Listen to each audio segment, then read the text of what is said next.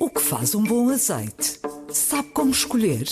Venha descobrir e explorar este produto tão importante da nossa gastronomia na Escola do Gosto. Dia 25 de novembro no Porto, venha provar e aprender com Ana Carrilho, Edgardo Pacheco e o chefe André Cabrita. Os lugares são limitados. Inscreva-se já em público.pt. Vamos votar agora o projeto de lei número 635, da autoria do Partido Socialista, que cria a Ordem dos Fisioterapeutas. Quem vota contra?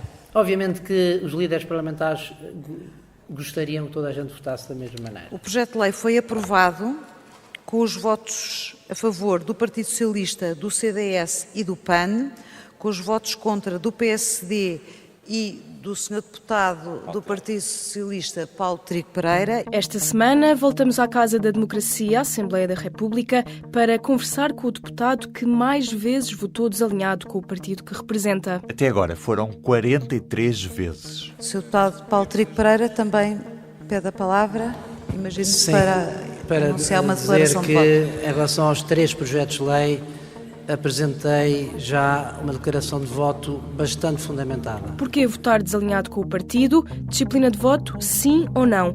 Quais são os direitos e deveres de um deputado independente eleito por um partido? Déficit inferior 10%, 2,5%, para 2,7%, 0,8%, 3%. Corrijam lá. Below zero. Who ever heard of this? Falemos português. Inevitáveis medidas adicionais. As taxas de juros dispararam em todos os prazos. Não podemos pagar. Este é o Poder Público, um podcast de política. Cada grupo parlamentar recomenda aos seus deputados qual o sentido de voto que devem ter nas votações no Parlamento. Em votações como a do Orçamento do Estado ou as moções de censura, os deputados votam em disciplina de voto, que é determinada pela bancada. Noutros diplomas, e só em alguns partidos, há deputados que votam contra o sentido de voto do partido que representam. De acordo com o site Hemiciclo, estes são os 5 deputados mais rebeldes nesta legislatura. Paulo Trigo Pereira, Isabel Santos, Helena Roseta, Carla Sousa, Isabel Moreira. todos eles do PS. Paulo Trigo Pereira lidera a lista dos deputados que mais vezes votam desalinhados com o seu partido. Por exemplo, no último mês, votou contra a criação de ordens profissionais como a dos técnicos de saúde ou dos fisioterapeutas. Votou contra o aumento do salário mínimo nacional para os 600 euros, quando a maioria dos deputados do seu partido se abstiveram. Ou votou a favor da condenação pela violência e repressão policiais na Catalunha, quando a maioria dos deputados socialistas se abstiveram. É então com Paulo Trigo Pereira que falamos esta semana.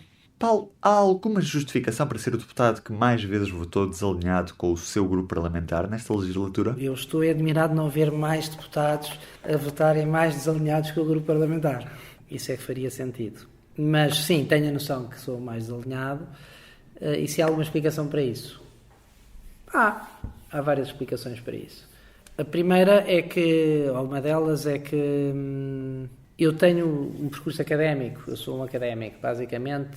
Costumo dizer que eu sou académico, mas estou político há 2 anos. Paulo Trigo Pereira é também professor catedrático no ISEG. E, portanto, tenho uma grande reflexão de muitos anos sobre uma série de matérias, sobre as quais escrevi, livros, artigos de jornal, etc.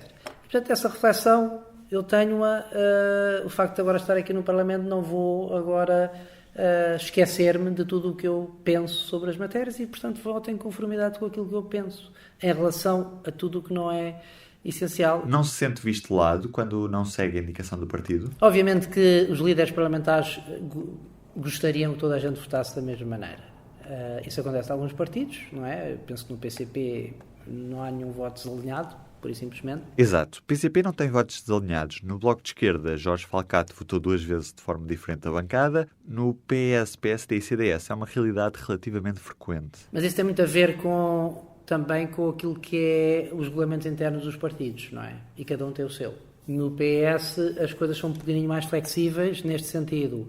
Nós todos, eu inclusive, os meus colegas, tivemos que assinar um compromisso ético antes de assumirmos o estar nas listas, que em relação a questões fundamentais havia disciplina de voto, que é algo que eu defendo. Ou seja, tem que haver disciplina de voto para o Orçamento de Estado, para moções de censura, moções de confiança.